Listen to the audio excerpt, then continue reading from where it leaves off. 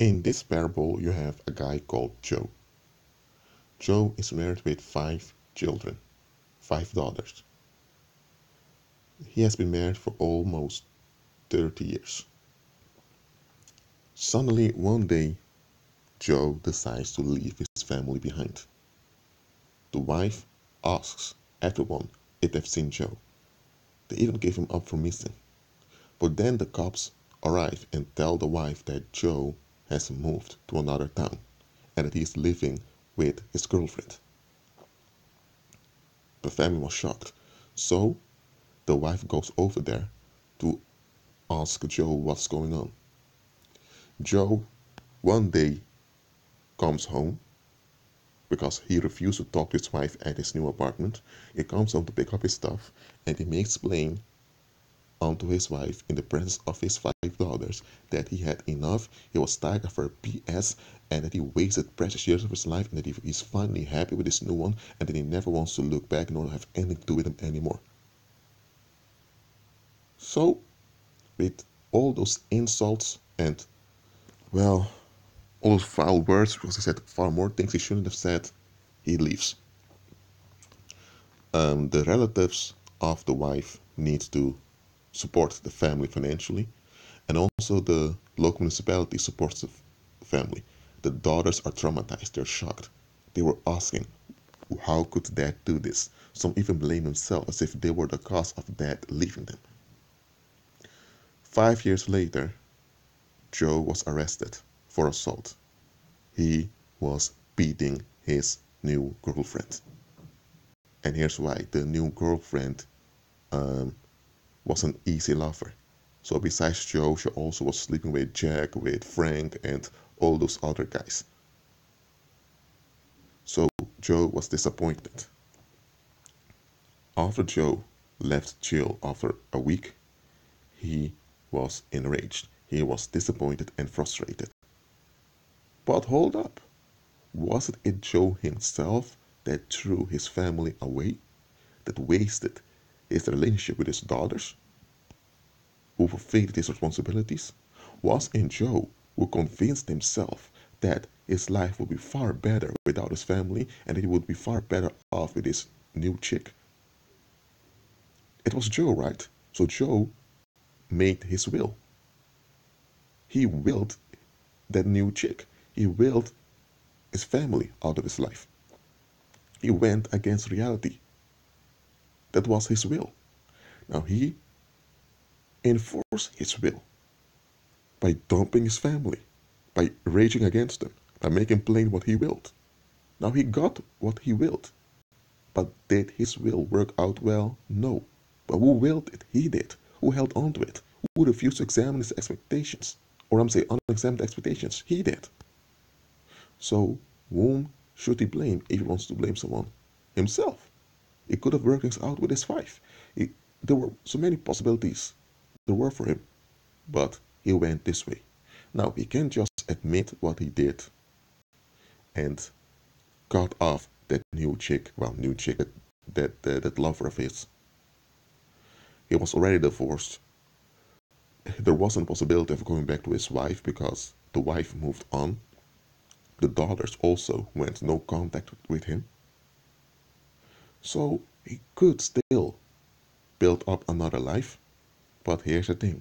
He would have to face himself. And if those new people would not ask questions, well, he would get uncomfortable. And sooner or later, he would have to give an account of what he did, why he threw his family away. And he knew very well that people are not going to respond favorably to it. But hey, it happened. He can't take back time. But he needs to find a way to deal with the consequences. But here's the thing. He doesn't want to deal with the consequences. Instead, he began to stalk his ex-wife. When he saw that the ex-wife was involved in a new guy, he began to target the new guy. When he saw that his daughters were dating guys, he began to target the guys. So he became a menace to the family he threw behind. Here's why. He could not handle that those people moved on. In his mind, his will was so important. He was so centered on his own relief. But now he realized that his will didn't add up and it all cancels itself out. Now he needs to deal with it. But here's the thing. Those other folks moved on. So he's now one left behind with the garbage and with the weight. He's now left behind with a girlfriend that's cheating, that's unfaithful, and who's nagging all the time. And now he also has a record, though to assault. But again, taking responsibility, dealing with the consequences and moving forward, forget about it. Joe was enraged. He was upset. He was upset at those he threw away because time has proven that that decision to throw the people away was a foolish one and revealed a lot about himself that he didn't want to be revealed, that he doesn't want to face. So now, for lifelong, he became a menace to his family. Until the cops came and made them onto him, they could face 5 years in prison if he continued. Now, that was a long parable. In this parable, it's obvious who's in the wrong. But the one in the wrong projects everything on those that were harmed by his actions. Don't you know that such people exist? Now, in the parable I'll just give unto you is an extreme example, someone throwing away his family. But don't you know that there are people that can't stand you moving on? I'm not talking about coping with their departure. That's what a lot of people do. When people dump them, whether it's their spouse, girlfriend, boyfriend, or a friend, or a business partner, or some associate, or relative, when they've been dumped, they forget about the individual, they repress any memory of the individual, and they continue as if nothing's ever happened. Or they try to prove themselves to the individual that they don't need them. That's all coping. We call it moving on, but it's coping. They don't look at the bigger picture and uproot what happened. What happened is that the individual caused an offense to you. What I mean with that is that the individual acted against you. He or she took action against you. They had sown a seed of betrayal. And that seed of betrayal, that seed will grow over time. It may not grow in you, but it will grow in the environment. Because look at this. When someone suddenly cuts you off, betrays you, when he or she doesn't even give an explanation for their departure, because they so-called made a decision about their so-called comfort, about the so-called privacy, about their so-called life, when they put that will of theirs at the center of the universe, and they don't consider anyone else, what happens is they are bewitching you. Their action of sudden departure is a form of bewitchment. It causes confusion to you. You are left behind with answers. Answers you can't answer. Now, if you cope with this, you can cope with this in a practical manner or in a very unhealthy manner, and with the coping itself is unhealthy. Why? Because there is no clarity. And that brings confusion. So that individual had sown a seed of betrayal, which eventually leads to confusion. We often see it like this. We often see it like, well, some individual just wanted to have another life, and the friendship lasts too long, or maybe they're not happy in the relationship anymore, or maybe just want to hang out with other people. We give people so many excuses and reasons. We allow them to have so many reasons for what they're doing instead of looking at what's happening. Now look, when you really move on, you deal with the root of what happened. And once you deal with the root with what happened, you are now under protection. Because the bad seeds they've sown by their sudden departure or by them blaming you, raging against you, projecting their venom onto you and moving on, and that's not moving on and moving away, because that's what some people also do. They throw the venom at you, blaming you and all of that in order to move away. Once you uproot it, it backfires onto them. Because here's the thing, here's what you don't understand. In the case I just gave onto you about Joe and that family, the daughters were haunted by what the father did. They coped with it by making the best out of it, or focusing on their studies, or getting involved with boyfriends, all of that. They thought they moved on. They didn't even talk about their father anymore. But what the father did affected them, especially because he was their father. They coped with it, but they didn't really move on. And because they didn't really move on, spiritually speaking, there was still a wound, there was still a crack in their energy fields, and the perpetrator still had access to them, even at a distance. You get what I'm saying here? So that man was still affecting them, even though he was not in contact with them anymore. Anytime that guy began to rage and murmur about his family that he threw away, that psych attack reached them immediately. So those daughters remained with relationship issues with every man they got involved with. So that father of theirs still had a grip on them. Now let's change the parable for a moment. One of the daughters realized, hold on a minute, what happened here doesn't add up. So she agreed with Christ. She forgave their father because she realized, I can't hold on to bitterness, I can't hold on to offense. But she also prayed for protection on her behalf. And she also cast out the spirit of violence, spirit of fear, spirit of anxiety. She cast out all those demonic holds from her. She also began to agree and decree God's blessings on her behalf, biblical health, biblical wealth. So she began to operate supernaturally as a woman, and it worked for her. Now what happened was, when she moved on, she wasn't coping anymore. She really moved on because she reflected on the situation, and she saw the bigger picture, and she realized that this was a seed that the enemy had sown into her life, and she moved on. The offense of the father, the action of the father against them did not haunt her anymore. But what happened now was that any time the father or that father's girlfriend or anyone that agreed against her began to murmur about her, it all bounced back. She did sense that there was some heaviness coming her way, but it all bounced back because she operated supernaturally. Now, what was coming at her did not kill her, but it did hang around her. So her siblings began to sense it. And the siblings were still in a coping state. So they began to cope with it by leaking out onto her. So not only the father was perpetrated now those that were victimized began to victimize her. So soon she found out she can't hang out her siblings anymore. Not even her mother, because she realized her mother was enabling all of it. What happened here? This daughter, let's call her Emily, she moved on. But the perpetrator, in this case her father, and that girlfriend could not handle it. And even her siblings couldn't really handle it. She really moved on. She didn't cope with it by repressing the past and all of that. She really moved on. A lot of folks go no contact as a form of coping, so they can be left alone. Now, this Emily had no interest in being left alone. She wanted to abide in peace.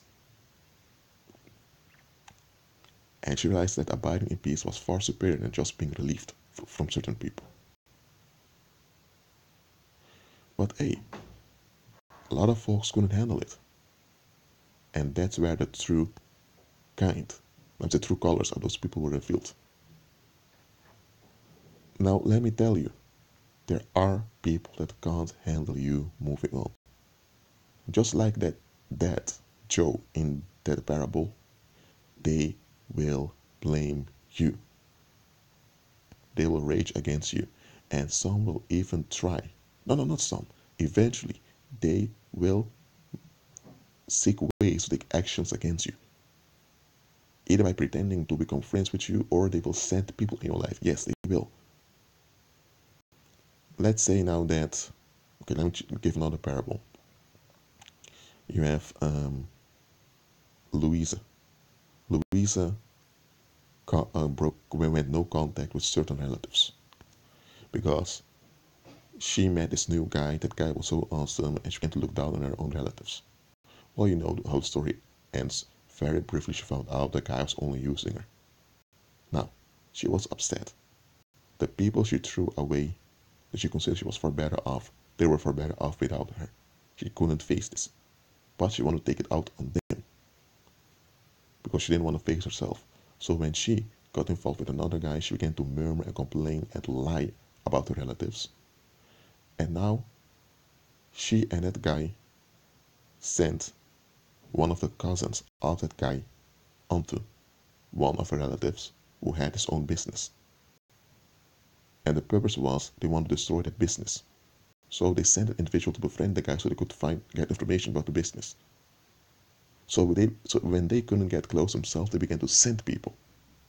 And for some strange reason, such such pathetic and dangerous people always find people to do their bidding for some reason.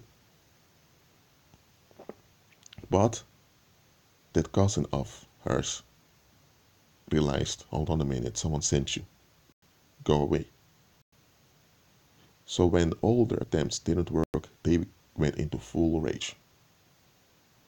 And why? It's all because that aunt couldn't face her own decision, face her own will.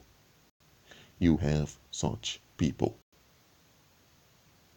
And when they can't come after you, they will take it out on anyone close to them, often their own spouse or one of their own children.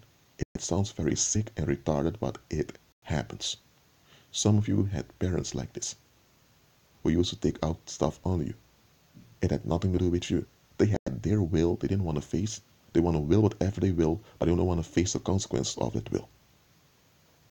So now they blame others for their will, and now they take out the frustrations of that will onto you, and now they also will you to accept the blame for what they choose to will.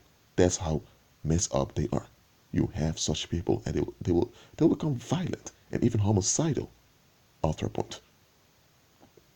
Why do you think that that every time someone is murdered, the first suspect is their spouse or the one sexually involved with them?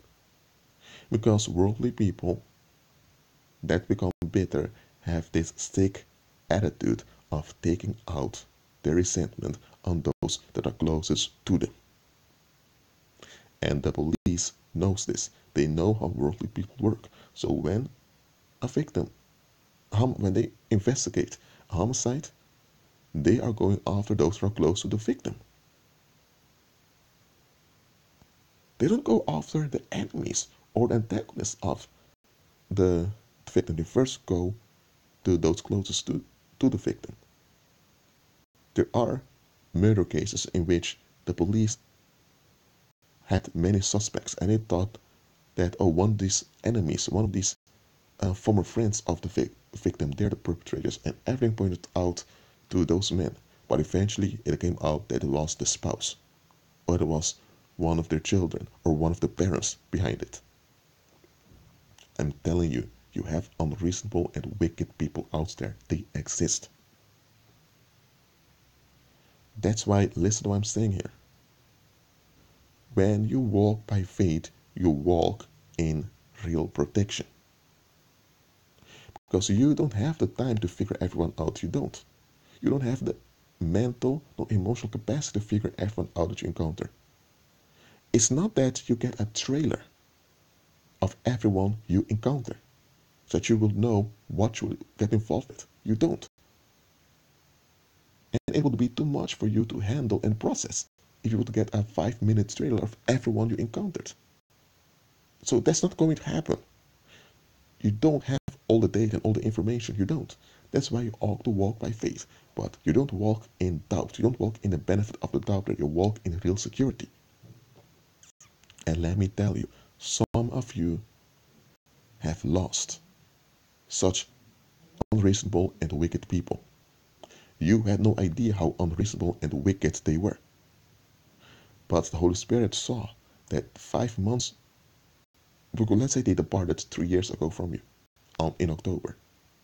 The Holy Spirit saw that by March next year, some years ago, the Holy Spirit saw that in March, several months later, they would turn on you. So the Holy Spirit cast them out from you early on. Okay, let's say that in 2015, in January, you are, let's say you are Olivia, and you hung out with Rosanna. Okay, and Rosanna suddenly moved away from you, and she began to avoid you and all of that, and you thought, you know what, I'm not going to bother with this. You were sad about it, but you realized something bad's going on there. Now, what happened? The Holy Spirit in January 2015 saw that by April 2015, this Rosanna would go full retard because she couldn't handle that her ex-boyfriend was getting married and that she was left behind with all kinds of frustrations.